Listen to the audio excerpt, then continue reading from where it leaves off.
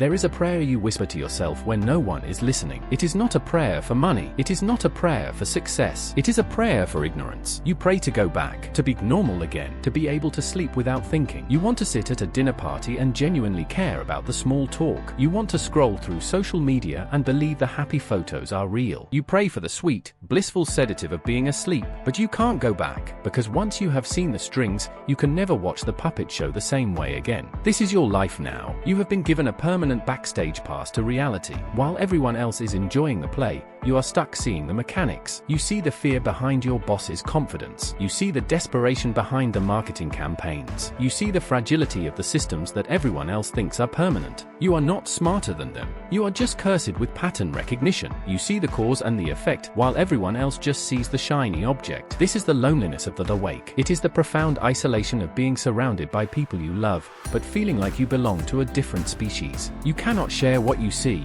If you try, you sound cynical. You sound depressed. You sound like a conspiracy theorist of the soul. So you learn to shut up. You learn to perform normalcy. You become an actor in a play you know is fake, just so you don't scare the other actors. They call it enlightenment, but it feels a lot like a burden. Knowledge is heavy. Truth is corrosive. It eats away at the comforting illusions that make life bearable for most people. You have traded happiness for understanding. And some days, you are not sure it was a good trade. You are carrying the weight of a world that doesn't even know it's heavy. You try to enjoy the simple things, but the joy is gone, replaced by analysis. You are dissecting the moment instead of living in it.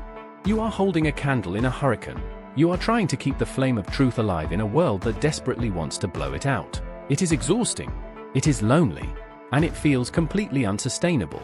How do you carry this burden without being crushed by it?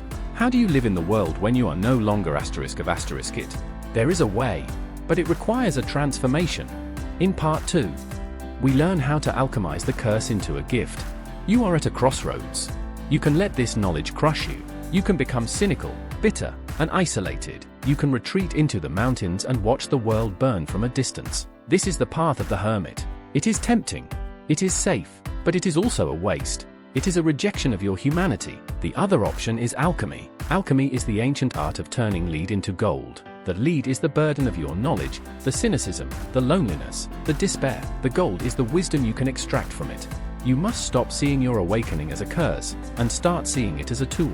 This is the shift from victim to guardian. You are no longer a victim of the truth. You are the keeper of it. You are the lighthouse keeper in a world that has forgotten how to build ships. The first rule of the alchemist is compassion for the sleepers. You must remember, you were asleep once too. You were just as lost, just as scared, just as attached to the illusion. Do not try to wake people up by shaking them. Aggressive truth-telling is just ego. It's you trying to prove you're smarter. It never works. It only makes them defend the illusion harder. You must become a secret agent of the truth. You do not preach. You do not argue. You plant seeds. You ask a question that lingers. You offer a different perspective and let it sit.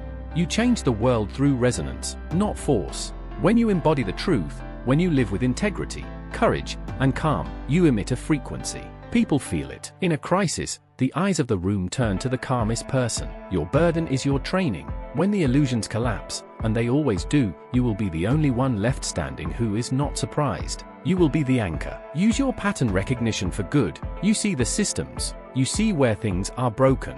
Don't just complain about it. Analyze it. Understand it better than the people running it. Then, build the alternative. The old world is dying.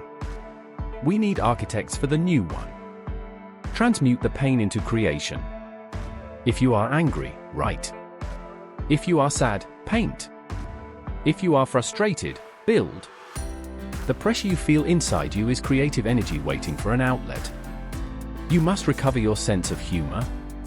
The cosmic joke is that none of this matters as much as people think it does. The awake person knows this. They can laugh at the absurdity of the play while still playing their part. Find the others. You are lonely, but you are not alone. The final stage of alchemy is the return. You do not stay on the mountain. You come back to the marketplace. The curse has become the gift. The lead has become gold. Now you must return to the world. You cannot stay on the mountaintop forever. You have bills to pay. You have a job. You have family gatherings. You have to walk back into the matrix, but you cannot go back as a slave. You must go back as a spy. This is the life of the double agent. You live in two worlds simultaneously. Physically, you are in the room. But mentally, you are watching from a distance. You are observing the game without being trapped by it. You realize that everyone is wearing a mask. The difference is, they think the mask is their face. You know it is just a piece of cardboard. This knowledge gives you a terrifying advantage. It allows you to wear your mask loosely. When you see the game, you stop taking it personally. Your boss isn't angry, he is just playing the role of the stressed manager. When you see the script, you don't have to read the lines. This is tactical empathy. You stop judging the sleepers for sleeping. You start understanding why they sleep. But there is a trap. That spiritual ego. This is the arrogant voice that says, I am awake, and you are sheep. This is the most dangerous trap of all. If you think you are better than them, you have just built a new cage for yourself. Arrogance is isolation. If you walk around judging everyone for being asleep, you will end up bitter and alone. You are not superior, you are just earlier. Treat the world like a kindergarten. You don't get angry at a toddler for not understanding quantum physics. You meet them where they are. Practice strategic camouflage. You do not need to announce your awakening to everyone you meet. Most people cannot handle your truth. It will break their worldview. So, you blend in. You protect your energy by passing unnoticed. Keep your gold hidden. Do not cast your pearls before swine. This isn't an insult to the swine, it is a protection for the pearls. Instead of trying to wake them up, try to hold space. Just listen. Be the bridge. When someone is ready to wake up, and they will be, eventually, they will come to you. Wait for the knock. Never try to force the door open from the outside. You can only help those who ask for help. Build your parallel life. While you are functioning in the matrix, you are secretly building your exit. You are a Trojan horse. You look like part of the system, but inside, you carry the revolution. Be in the world, but not of it.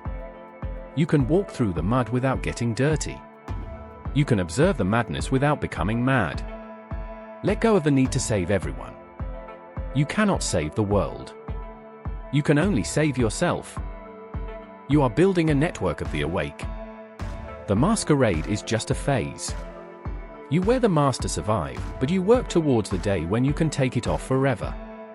In Part 4, we discuss the final destination. The new Earth. You have survived the shock of waking up. You have learned to walk among the sleepers as a spy. But now, you face the most dangerous trap of all. It is a trap that has claimed the minds of philosophers, artists, and seekers for centuries. This is the spiritual ego. It is the voice in your head that says, I am awake, and they are sheep. I know the truth, and they are ignorant. I am special. This voice is not your enlightenment. It is your prison. You begin to view the ordinary world with contempt. You scoff at their football games. You roll your eyes at their small talk. You judge their choices.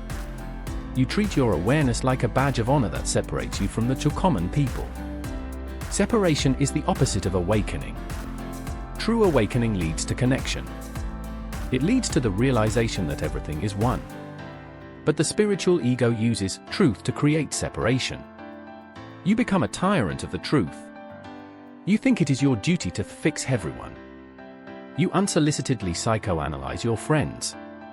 You preach to your family. You become insufferable to be around. You are not waking them up, you are pushing them away. This leads to the ice palace. You end up completely alone, ruling over a kingdom of one.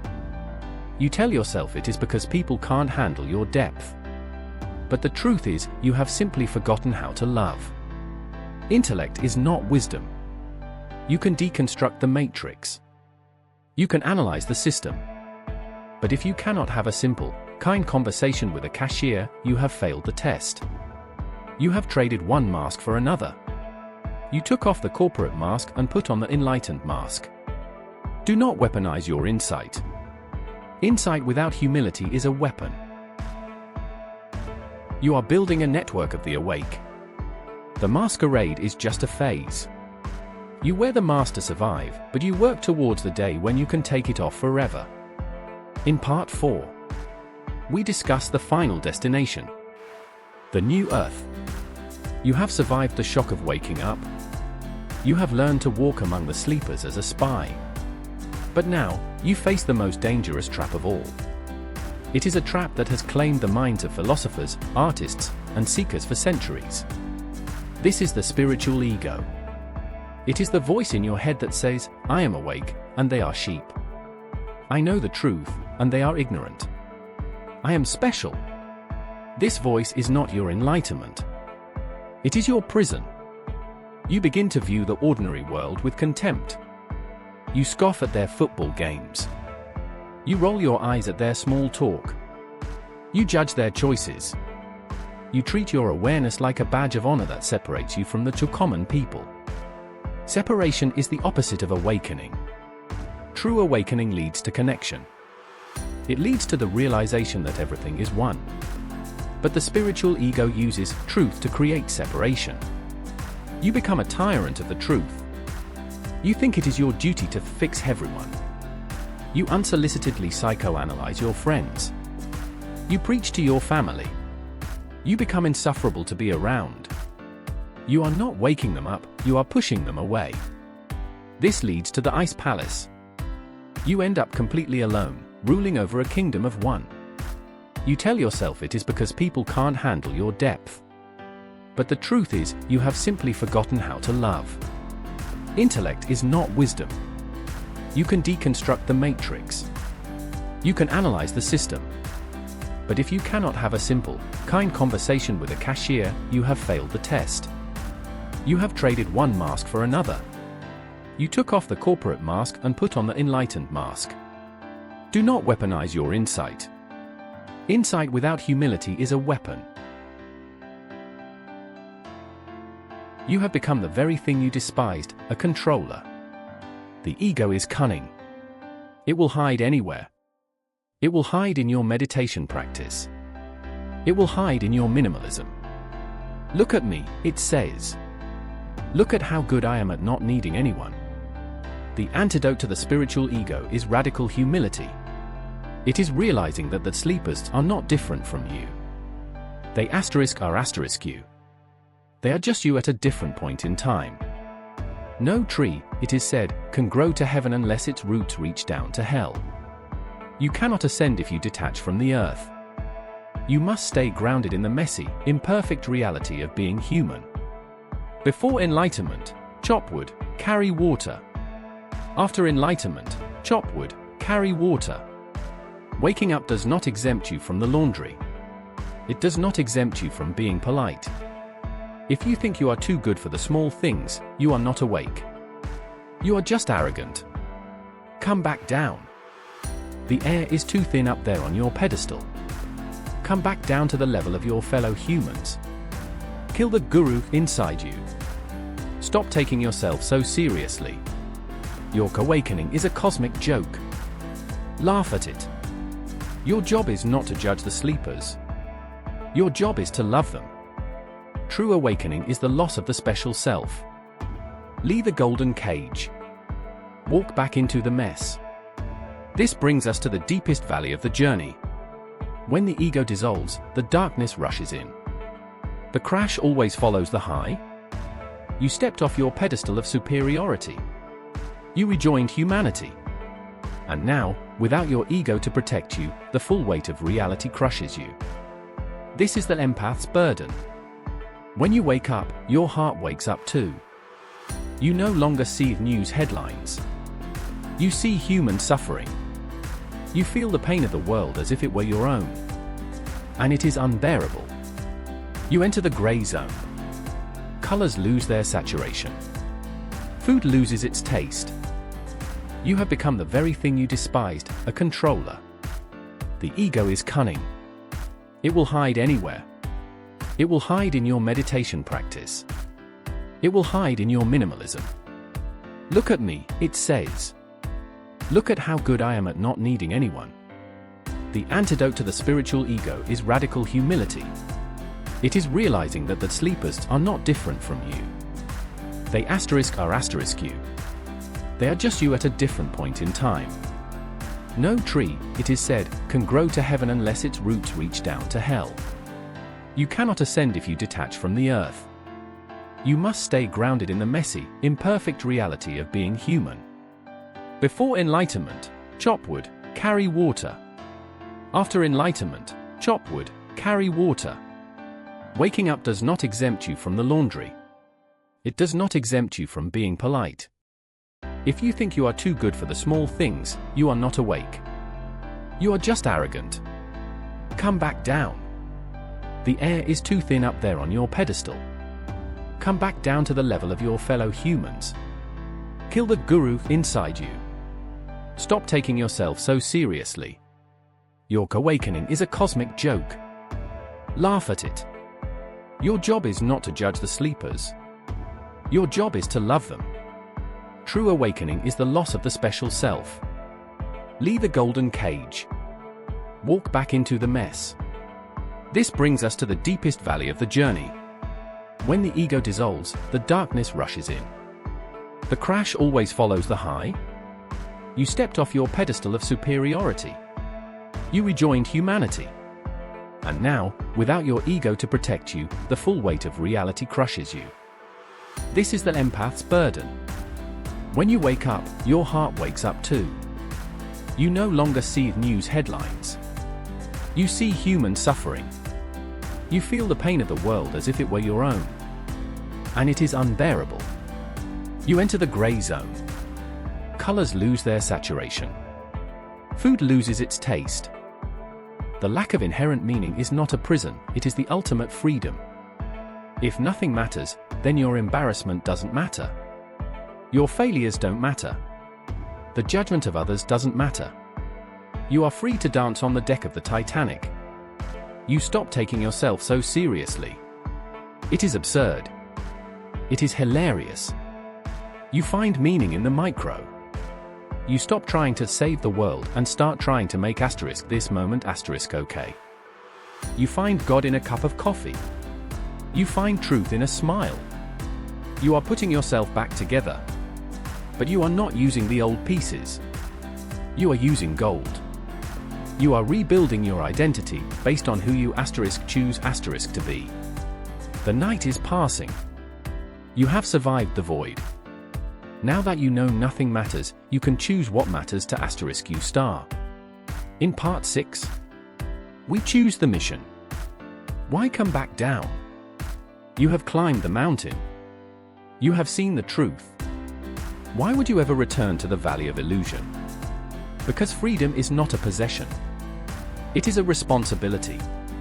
You do not wake up just for your own benefit. You wake up so that you can become a resource for those who are still dreaming. You become the Sherpa. The Sherpa knows the mountain. They know where the crevasses are. They do not mock the tourist for struggling. They simply carry the load. This is the oldest story in philosophy. The prisoner leaves the cave, sees the sun, and returns. He returns not because he loves the dark, but because he loves the people trapped in it. You must have a clinical compassion. When people are asleep, they act out of fear. They attack. They project. You do not take the patient's insults personally. You treat the wound. You become the emotional ground. In a world of high anxiety, your greatest gift is your non-reactivity. Your calm acts as a tuning fork that settles the room. You stop trying to fix people. You cannot force a flower to bloom by pulling on its petals. You can only provide the water and the light. Service is not grand. It is not standing on a stage. It is the small, invisible acts. It is listening without interrupting. It is doing the dishes because no one else will. You become a clean mirror. When people look at you, they see themselves clearly for the first time. You reflect their own light back to them. You play the game for their sake. You know the social status game is silly. But you play along when necessary, not because you believe in it, but to connect with those who do. You speak their language to help them translate yours. You help them untie their knots. You are not the hero of their story, you are the guide who hands them the sword. You bear the weight. Being awake means you are strong enough to carry burdens that would crush others. You absorb the chaos so that others can have peace. This is the Bodhisattva vow. It is the promise to delay your own final bliss until you have helped others find theirs. It is the ultimate act of love. You stop asking, why is this happening to me? And you start asking, how can I use this to help? Your pain becomes your credential. Patience is your weapon. You understand that waking up takes time. You give them the grace of time. Seek no credit. The servant wants only to serve. If you need them to know you help them, you are not helping, you are trading. You become the immune system of humanity. You bring health to the sick parts of the collective consciousness. The curse is broken by purpose. You are no longer cursed with sight. You are gifted with vision. And a vision is meant to be shared. You are the opening in the clouds. Through you, a little bit of light enters the world. That is enough. But be warned. You cannot pour from an empty cup. In Part 7, we learn the art of boundaries. The danger of the servant is burnout. You have opened your heart.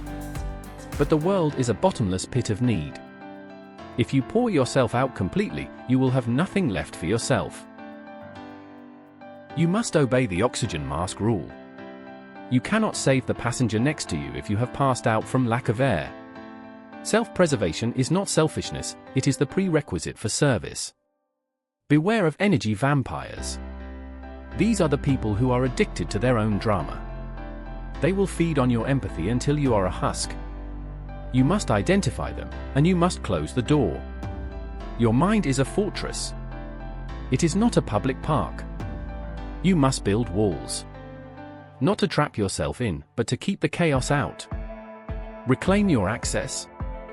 You are not obligated to be available 24/7. Just because they have your phone number does not mean they have your time. As an empath, you are a sponge. You absorb the emotions of the room. If you do not wring yourself out daily, through solitude or nature, you will become toxic with other people's poison. Use the grey rock method. When dealing with toxic people who want a reaction, become as boring as a grey rock. Give them nothing. No emotion. No drama. They will eventually lose interest. No is a complete sentence. You do not need to explain. Every time you explain your no, you turn it into a negotiation. State your boundary and hold the line. Respect your capacity. You have a finite amount of energy each day. If you spend 80% of it dealing with your family's drama, you have 20% left for your mission. Is that a trade you are willing to make? You must prune your relationships.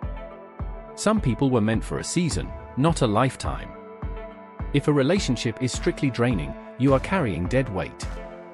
Release the rescue fantasy. You cannot save everyone. Some people are drowning, and if you get too close, they will pull you down with them. Create a sacred hour. Every day, you need time that belongs only to you. This is where you reconnect with Source. This is where you remember who you are. Filter your inputs. You are awake, but you are still susceptible to programming. Guard the gates of your mind. Kill the guilt. The system trained you to feel guilty for prioritizing yourself. Reframe it. It is not selfish to maintain your vehicle, it is responsible. You cannot drive a car with a blown engine. Treat your energy like a VIP section. Access to your inner world is a privilege, not a right. Make them earn it. The power of walking away. You do not need to have the last word. Your silence is louder than their screaming. Recovery is part of the work. Even the warrior needs to take off the armor and sit by the fire. Rest is not laziness, it is strategic renewal. Visualize your shield. Be the thermostat, not the thermometer. Do not let their chaos change your state. Let your calm change theirs. You have built your fortress. You have protected your light. Now, you are ready for the final stage. In Part 8. The end of the search. The search is over. You have climbed the mountain. You have faced the darkness. And now, you realize the ultimate cosmic joke: there was never anywhere to go. You find the sacred in the ordinary. You spent years looking for the truth in books. But the truth was hiding in your morning coffee. It was hiding in the sunlight on the floor. You stop judging the sleepers. You realize that they are not asleep, they are just playing their part in the great dance. You can finally love them exactly as they are, without needing to change them. This love is your final liberation. The Matrix is not a prison, it is a playground. When you are attached to it, it is a cage.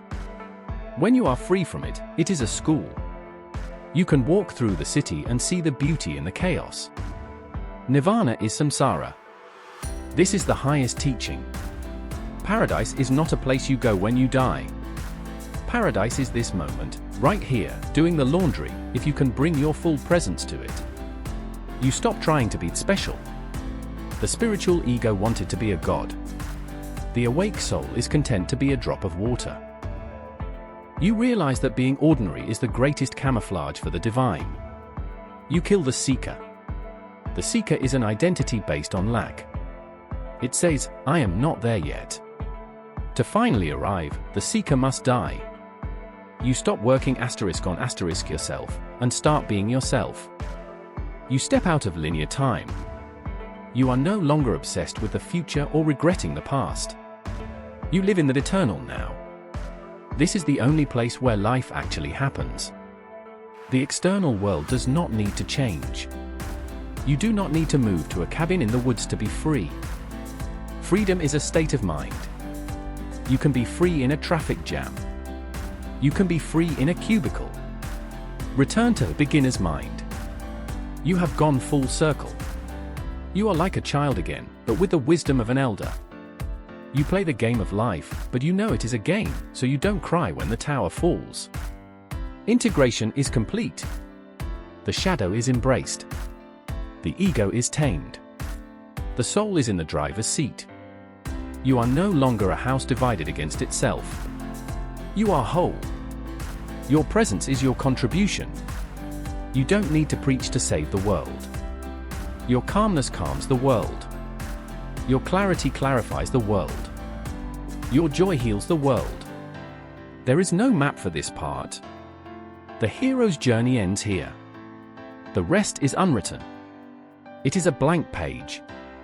And for the first time in your life, that does not terrify you. It excites you. Surrender is the ultimate strength. You let go of the need to control the outcome. You trust the process of life. You float downstream. You remember what you are. You are the universe experiencing itself. You are stardust that woke up for a brief second to look at the rest of the stars.